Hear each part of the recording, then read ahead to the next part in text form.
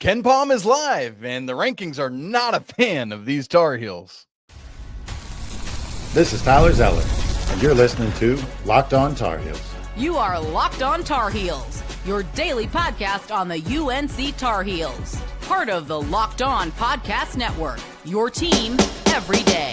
Hey there, what's up? It's Monday, October 13th, 2025. Welcome into the Locked On Tar Heels podcast, the only daily North Carolina show out there. I'm your host, Isaac Schade. You're joining me at the place to get your Tar Heels content every single day. It's all part of the Locked On Podcast Network. Thank you for making us your first listener watch to get your Monday going the right way. This episode is brought to you by Mazda. Like our Tar Heels players, Mazda sweats every detail because when you make every move count, pulling off the unexpected is only the beginning. Stay tuned later on for highlights in this week's Moving the Game Forward. Mazda, move and be moved.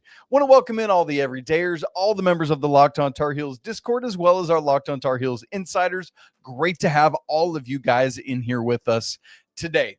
It is a very special day for me personally. It is my oldest child's 10th birthday. I literally cannot with this right now. The fact that I have a child who is double-digit years old, it's a blessing. He is a blessing every day of my life.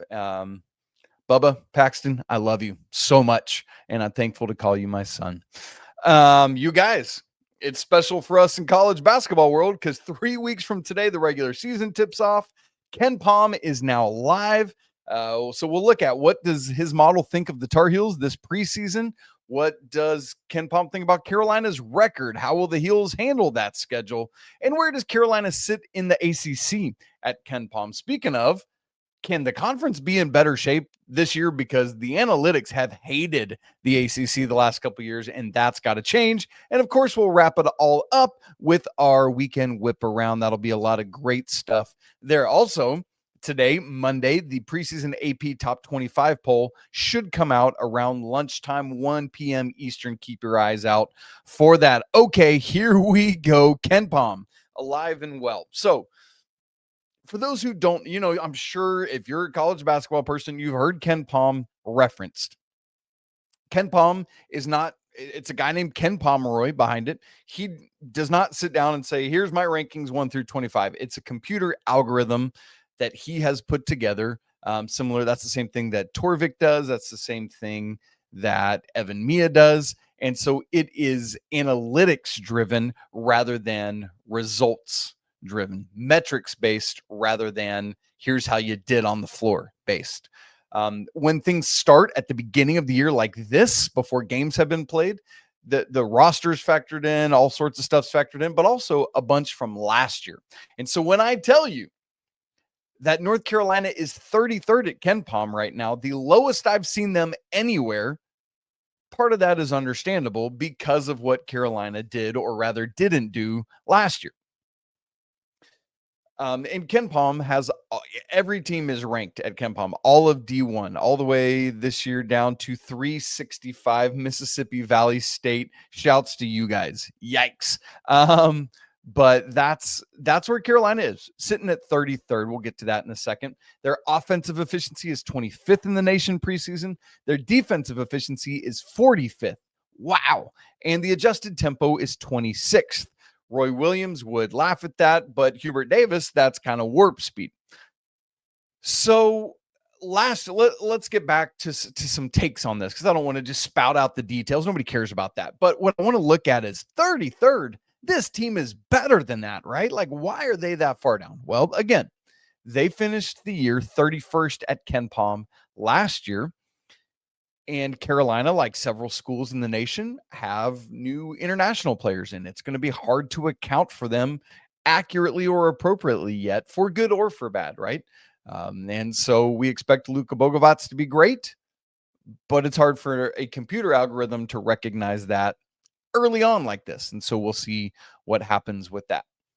I said it, though. This is, and between hosting our show and Locked On College Basketball, I'm looking at this stuff literally every day. So believe me when I tell you that Carolina being 33rd at KenPom is the lowest I have seen the Tar Heels anywhere preseason. Human polls, computer polls, it doesn't matter. I've not seen them lower anywhere else, including the other computer-based metrics like Torvik, 18, Evan Mia, 26. And that 26-ish is where I feel like a lot of both computers and people have the Tar Heels, in the low 20s, mid 20s, maybe latest 20. Like I think John Rothstein has the Tar Heels 27th in his rankings. And so in that range, I'm very curious when the AP poll actually does come out, where does Carolina land? Are they ranked or are they not? Because again, we've talked about it, but they've been top 20 straight seasons. And that is going to be in jeopardy this year. So the analytics clearly don't love the Tar Heels here at KenPom. For some reason, Torvik at 18 is one of the highest I've seen anybody on Carolina. And so maybe the truth is somewhere in between that. We'll wait to see. As for the broken down numbers, offensive, defensive, and adjusted tempo. The adjusted tempo, Carolina being at 26, if they finish there, that would be the highest they've been in the Hubert Davis era. We can even go back and look at it really quick. So Carolina last year, remember that was the team we were like, hey, this Carolina team is going to play faster this year. They finished 34th. This team right now, Carolina this year, 26th in the preseason. So last year finished 34th. The year before, when the Tar Heels were a 1 seed, 41st in adjusted tempo. The year before that, when Carolina missed the NCAA tournament, 99th in tempo. In Hubert Davis's first year, 39th. So finishing top 30, if that's what Carolina, obviously preseason, not a dribble of the basketball has happened in the regular season yet. I get that. But I'm just saying, if it held, it would be the fastest adjusted tempo team of the Hubert Davis era. And that's something they're trying to, right? Like we thought, hey, maybe that's going to be a thing with Elliot Cadeau. They pushed some, but now you've got more backcourt depth and more that's going to feed into that. And so I think this is a team that could push in that direction.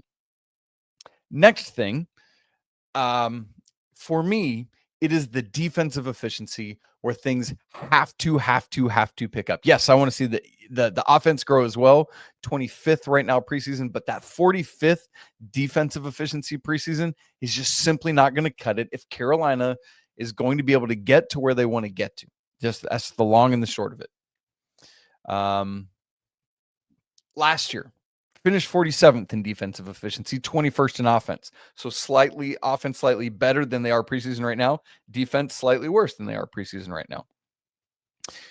I 47th last year. That again plays into where they're at this year. But the year they were a 1 seed in the NCAA tournament, 8th.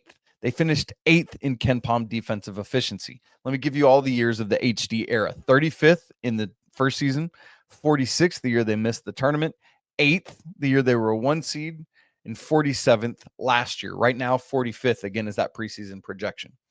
So they've floated in the Hubert Davis era around these mid-30s to mid-40s.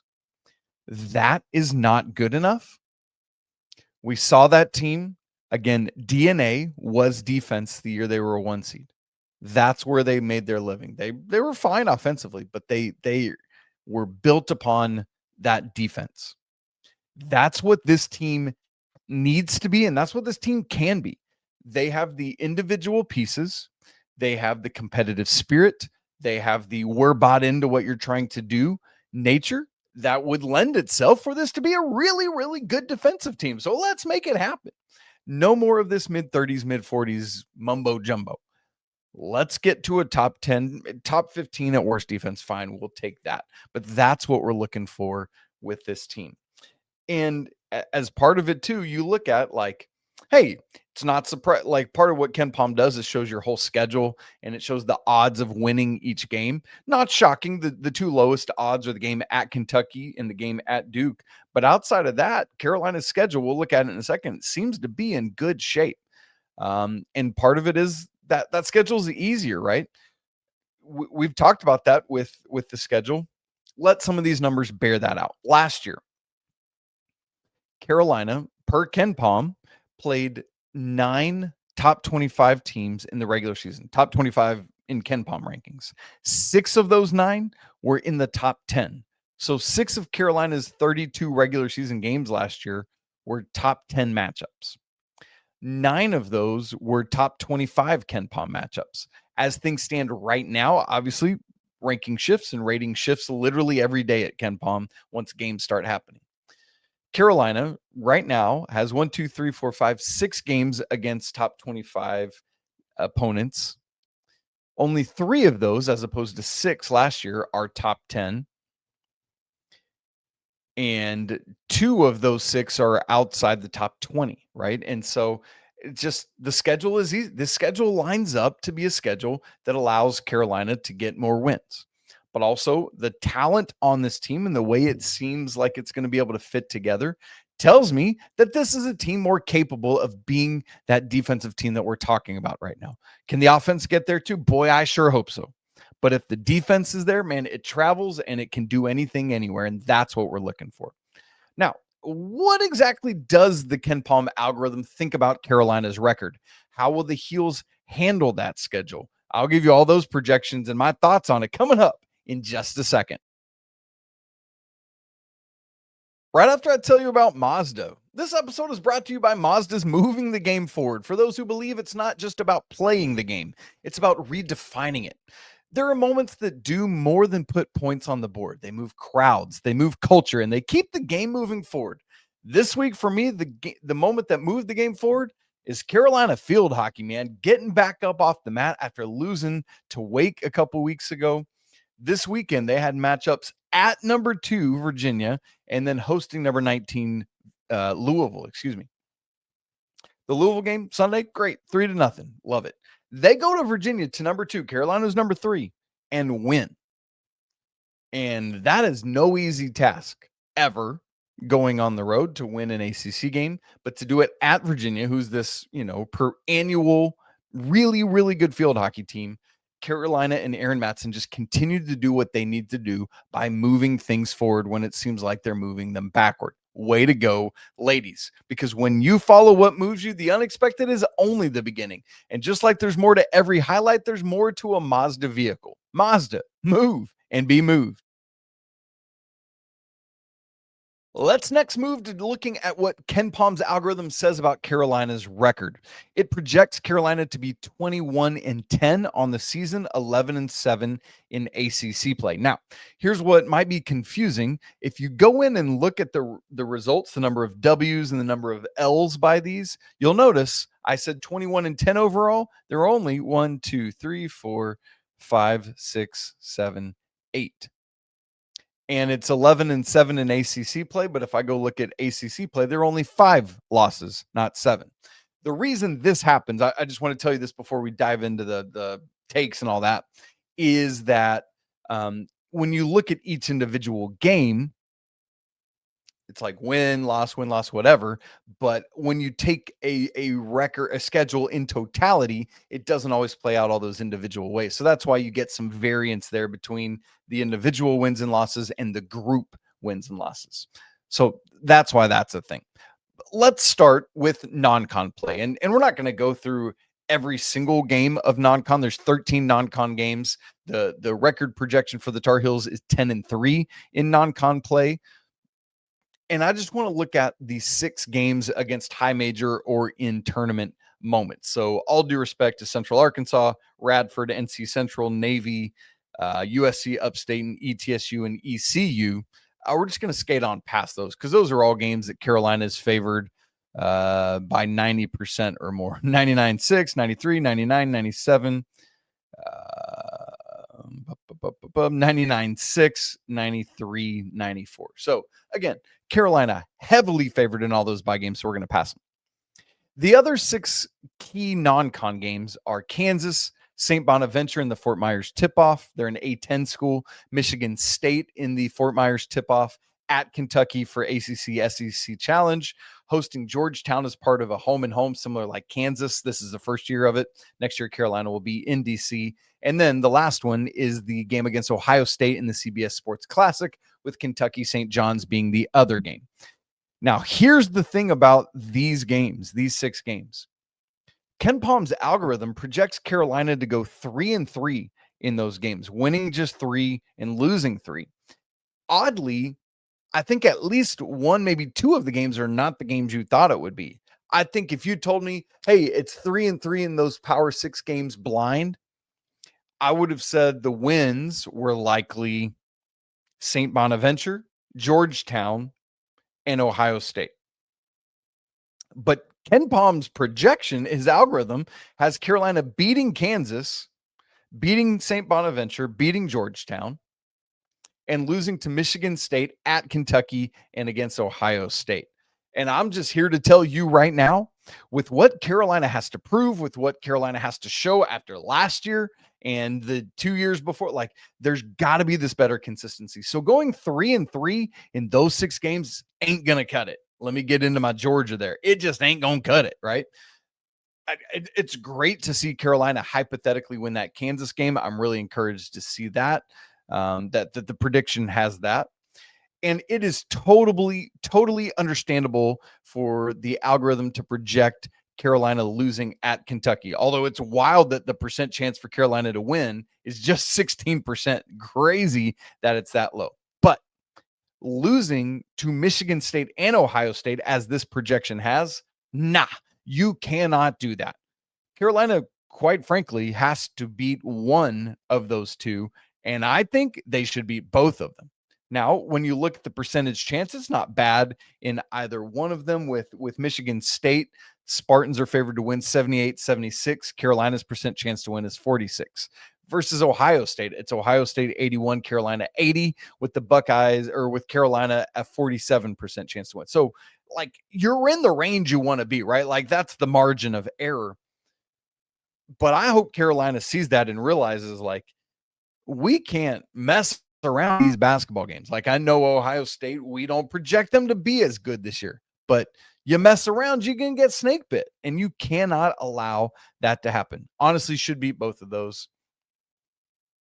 And yes, the Kentucky game, they're a predicted 11-point favorite. It's a predicted 11-point game, but the other two, a 1-point loss and a 2-point loss. Carolina needs to go at least 11-2 against this non-con schedule.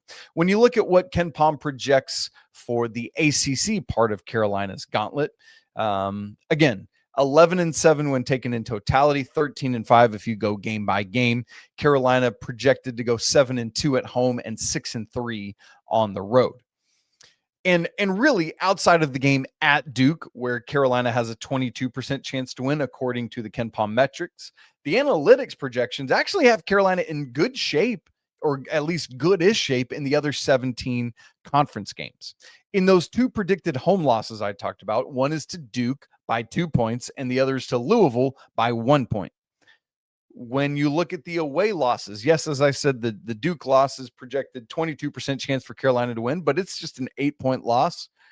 The other two losses, interestingly, at SMU, 2 points there, and then frustratingly in Raleigh at NC State by 3 points. Cannot allow that to be a thing. Got to stop that from happening. The SMU one is interesting, but again, all of these are pretty close for Carolina in terms of, like, the wins at home. There are 7 wins projected at home in conference play. 5 of those 7 give Carolina a 75% or better chance to win. 6 of the 7 at 70% or better. And all 7 of those home wins projected are 60% or better. So it's not some like 51%. It's like, no, Carolina should do very well at home in conference play. And then even on the road, in the 4 of the 6 projected away wins, give Carolina a 60% or better chance to do it. Stanford, Cal, it'd be beautiful to sweep that road swing, at Georgia Tech and at Miami. And then the other 2 projected away wins are just kind of in that 50% range. Although the game at Syracuse is 58%. So that's getting up close to that 60. The game at Virginia is basically a toss-up, 52%. So you look at all that and it's like, hey, I know it projects Carolina to be 11-7 in ACC play, but when you look at the individual game numbers, it looks much more enticing than that. And again, I don't think that the algorithm fully knows how to give Carolina credit for everything it's going to have this year. I think it will better this algorithm's projection for what it's going to do. And I love KenPom. Like, I'm on KenPom literally every day of my life. But I think it is short selling what Carolina is going to be able to do this season. Now, we've talked about where Carolina kind of sits with their schedule and all that. Where does the KenPom algorithm have them in the ACC? And speaking of, is the conference going to be in better shape this year? Because it's not been in good shape the past couple years. We'll do all that and give you updates on the Project 28 weekend whip around, all coming up in just a second. Right after I tell you about FanDuel, y'all, the NFL season is here and FanDuel has an offer you don't want to miss. Right now, new customers can bet just $5, and if that bet wins, you're going to get $300 in bonus bets. That's right. Pick a bet, put down $5, and if it hits, you'll unlock $300 in bonus bets to use all across the app. And when you use FanDuel, whether it's parlays, player props, even jumping in on the action live, it makes watching football all the more exciting since you got a little something extra riding on that action. Whether you're a casual fan or maybe you're more of a in-depth nerd like me and you love the stats, FanDuel makes the game day experience so much better. How about some ACC regular season championship odds? Duke plus 155, Louisville plus 220, then the Tar Heels third at plus 700, big gap there. NC State plus 750, Clemson, another big gap, plus 1900, and Virginia plus 2200. So some clear and obvious tiers there between the ACC. So what are you waiting for? Visit FanDuel.com to download the FanDuel app and get started today. This episode is also brought to you by Monarch Money. Most people can't name all their financial accounts or even what they're worth, whether it's 401ks, whether it's properties, investments, whatever it is.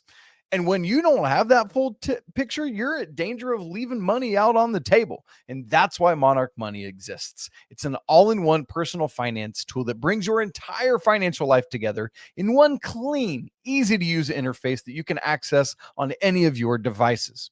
Monarch does the heavy lifting for you. You can link all your accounts in minutes. You can see clear data visuals, and you can get smart categorization of your spending so that you can finally feel like you're in control of your money without ever having to update a spreadsheet. Oh, by the way, my wife and I, we spend a lot of time making sure our finances are up to date, that it matches up, that we trust each other and understand what's happening with all our money. And Monarch makes it really simple for us to review all that in one place where we can both see our budgets, our goals, our spending activity, and more in one place. So don't let financial opportunities slip through the cracks. Use code LOCKEDONCollege at monarchmoney.com for half off your first year.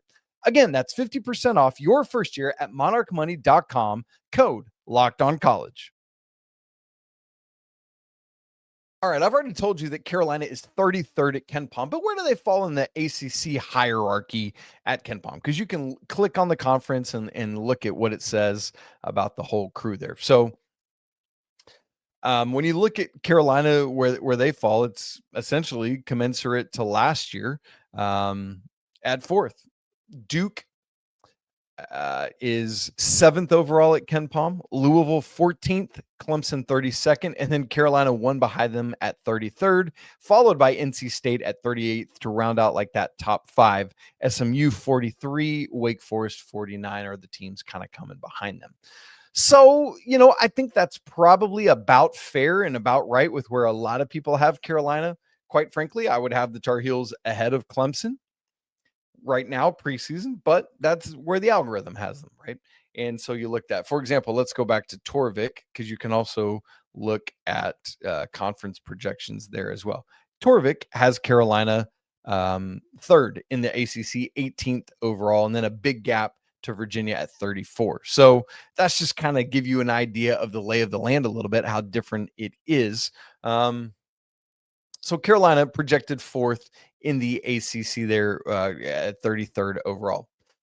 I want to see that number climbing. I need to see Carolina get into the top 30, get into the top 20, and just get down to at least the teens, right? Like I think that is a very reasonable projection for Carolina. And when you look at that, part of it is that the ACC's got to be better, right? The better the teams are, the better the analytics are, the better the metrics are, and the better the number by your name is. What's up, SEC or Big 12 in the years before that? And so what's the ACC looking like? Well, at least in terms of projections, KenPom still has the ACC 5th overall, but a massive gap down to Mountain West at 6th. And so one of the things about the ACC last year is it was 5th, but it was a far cry from Big East at 4th. Right now, preseason, where those ratings, efficiency ratings stand, Carolina is very close to Big East for 4th place. And so just to have all that in mind. Now, as for where the ACC sits, it seems to be in better shape. Let's just give some raw kind of where the teams stack up. Last year, of the 18 teams in the ACC, because last year was the first year that SMU, Cal, and Stanford all came in, the ACC had 10 teams in the top 100 at rankings at KenPom. 10 out of 100. 10 of your 18 in that top 100. And it had just 70 in the, it had just 5 in the top 50. Just 5 teams in the top 50. That's like 1 for every 10. Yikes, not good. This year, all 18 ACC teams are in the top 100 at KenPom preseason. That's a world of change.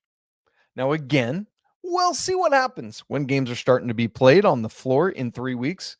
But for now, that's insane how much better it is. Last year, there were 3 teams outside the top 150 at the end of the year in the ACC.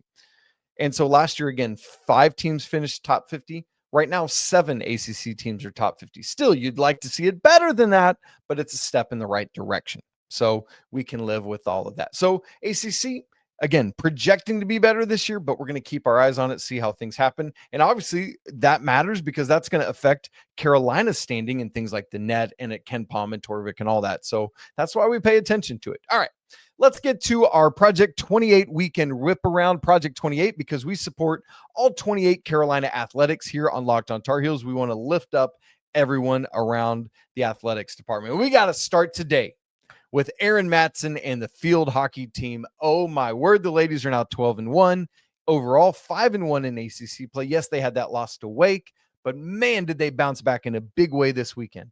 At number 2, Virginia, we talked about it just a little bit ago in the ad read. That was Friday night. Carolina wins 1-0, and that goal came in the final 10 minutes of the match. Crazy, crazy good stuff. And then Sunday, Carolina hosted number 19, Louisville, beat them 3-0. So 2 shutouts this weekend, really great defense. It's hard to beat you if they can't score against you, and that seems to be working well for the Tar Heels, so we'll keep our eyes on it. 12-1 overall, 5-1 in ACC play. Let's go to soccer. Oh, man, the women played at number 14, Duke. Duke is so difficult always for the ladies, and unfortunately, they fell on Sunday afternoon 2-3 at Duke. This game was tied at 0 at halftime, and then the Blue Devils just reeled off 3 straight. Carolina got a couple late, but too little, too late, and that's it, and that's all. So the ladies fall to 9-5 overall, 3-3 in ACC play. Men's soccer was outside of ACC action yet again. They played St. Thomas on Saturday, won 4-0. They're now 7-1-4 and 1-0-4 in ACC play. Still haven't lost, but still only have 1 win in those 5 matches. The men will host UAB on Wednesday night and then finally be back to ACC play after that. Last in our weekend whip around for this week is volleyball. And y'all, these ladies are doing it, man. They're 13-2 overall. They're 6-0 in ACC play. They've got a 7-game winning streak. It's crazy. Again, they've now won 6 straight ACC games. They've dropped a grand total of 2 sets. 2 sets. That means they've skunked 4 of the teams and given up 1 set to 2 of the others. One of those was Georgia Tech over the weekend. Carolina beat them on Sunday 3-1 after falling behind 1-0 right out of the gate. Great stuff down there in Atlanta. Back on Friday, let's back it up a little more. Carolina was at Clemson, blanked them 3-0. Volleyball is on a heater right now. Again, they've lost literally 2 sets in all of ACC play. It's crazy stuff. Excited to see them keep going. Cross country was off this weekend. Nothing there. Obviously, we get back to it this week. Football will be back in action Friday night out at Cal, so stay ready for that. Yeah, it's going to be late, but you know that we're doing a live postcast because it's in my blood, baby. Let's get after it. All right, great to be together today. It is Monday, October 13th. Again, my son's 10th birthday. It's crazy. How is that real? I don't know, but it is, and we celebrate, and it's exciting. Thank you all so much for being here. If you haven't subscribed to the Locked On Tar Heels Discord, we'd love to see you in there. It's a great community of Tar Heel fans. Come join us. Same for the Locked On Tar Heels Insiders program. That's a way to go deep, next level with the program, have all sorts of access to my numbers and to me. Really, really cool stuff. It's a great way to help support the program. Check it out. Links in the show notes. You guys, it's always a great day to be a Tar Heel. We'll be back again tomorrow, hopefully unpacking the AP preseason top 25. But until then, peace.